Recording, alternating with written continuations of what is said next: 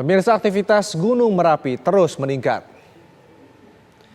Data dari BPPTKG mencatat pada periode pengamatan pukul 18 hingga 24.00 pada Kamis malam kembali terjadi guguran lava pijar sebanyak 10 kali.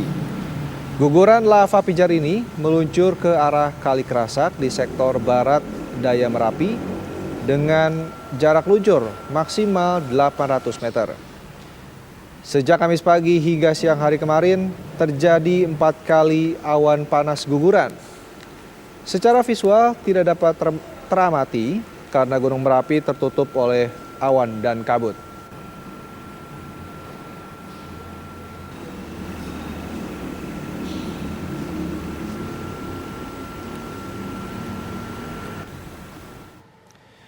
Bisa bagaimana informasi terkini mengenai Gunung Merapi? Kita akan tanyakan kepada reporter Andri Prasetyo yang saat ini berada di lokasi. Andri, bagaimana aktivitas Gunung Merapi sejak semalam hingga pagi hari ini? Ya, Rendra dan juga pemirsa, memang aktivitas Gunung Merapi yang berada di perbatasan Yogyakarta, Jawa Tengah ini masih terus tinggi. Aktivitas vulkanisnya juga masih terus meningkat. Hal ini ditandai dengan masih terus terjadinya guguran lava pijar dari puncak Gunung Merapi. Informasi terbaru bahwa sejak tadi malam ini terjadi beberapa kali luncuran lava pijar mulai pukul 19:17 hingga dini hari tadi. Lava pijar ini terlihat cukup jelas dari puncak Gunung Merapi dan meluncur ke arah Kali Kerasak yang berada di perbatasan Kabupaten Sleman dan juga Kabupaten Magelang, Jawa Tengah. Sementara memang aktivitas Merapi sendiri sejak kemarin selama 24 jam hasil pemantauan ini terjadi 4 kali guguran awan panas, kemudian terjadi 117 kali gempa guguran, 99 kali hembusan, 251 kali gempa hibrid atau fase banyak, kemudian terjadi 45 kali gempa vulkanik dangkal dan 3 kali gempa tektonik jauh. Data ini menunjukkan bahwa aktivitas Merapi sendiri hingga kini masih terus tinggi, sehingga warga yang berada pada radius 5 km ini diminta untuk meningkatkan kewaspadaan. Meski demikian, sebagian besar warga, terutama di lereng Merapi Kabupaten Sleman ini sudah diungsikan dari sekitar 500-an warga Kali Tengah Lor yang masuk kawasan rawan bencana ini.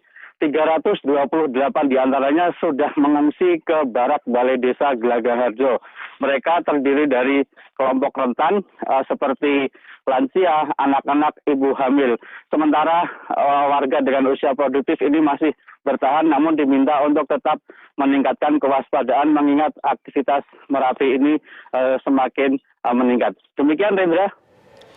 Baik, Andri, lalu terkait dengan semakin aktifnya erupsi dari Gunung Merapi ini, bagaimana dengan posko-posko pengungsian yang berada di Sleman ini? Ada berapa yang sudah disediakan oleh pemerintah daerah setempat?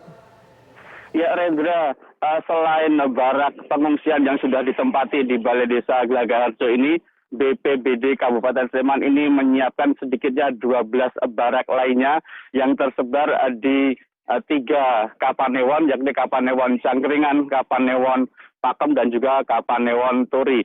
Ke-12 barak ini sudah disiapkan dan dilengkapi dengan protokol kesehatan pencegahan COVID, di mana barak ini disekat-sekat sekitar 2 meter luasnya ini untuk mengantisipasi penyebaran COVID-19 di pengungsian, sehingga barak disekat sesuai dengan protokol kesehatan. Selain penyiapan barak, juga BPBD Kabupaten Sleman juga sudah menyiapkan mitigasi bencana kepada warga di sekitar lereng Merapi di Kapanewon Turi dan Pakem ini, karena memang ancaman Merapi ini sekarang tidak hanya berada di Kapanewon Cangkringan di Kali Gendol, namun sudah terjadi juga ancaman di sisi barat daya, mengingat lava pijar ini dalam beberapa hari terakhir ini meluncurnya ke arah barat yang berada di Kali Kerasak ini perbatasan dengan Kapanewon Turi dan juga di Kabupaten Sleman dan juga di Kabupaten Magelang. Pedra.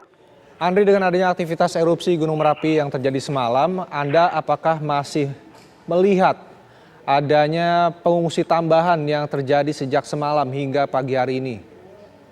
Ya Rendra, informasi yang kami terima memang sejak semalam ini belum ada pengungsi tambahan. Pengungsi hingga data kemarin ini masih berjumlah 328 orang ini yang berasal dari Dusun Kali Tengah Lor di Kapanewon Cangkringan Sleman ini. Sementara untuk warga yang berada di Kapanewon Pakem dan Kapanewon Turi Kabupaten Sleman ini belum ada yang diungsikan mengingat mereka tinggal di radius lebih dari 5 km. Sementara BPBTKG Yogyakarta ini hanya merekomendasikan warga yang berada kurang dari 5 km ini yang diungsikan. Itu pun hanya untuk kelompok rentan, sementara kelompok produktif belum diungsikan. Demikian, Indra. Baik, terima kasih Andri Prasetyo mengabarkan langsung dari Sleman, Yogyakarta.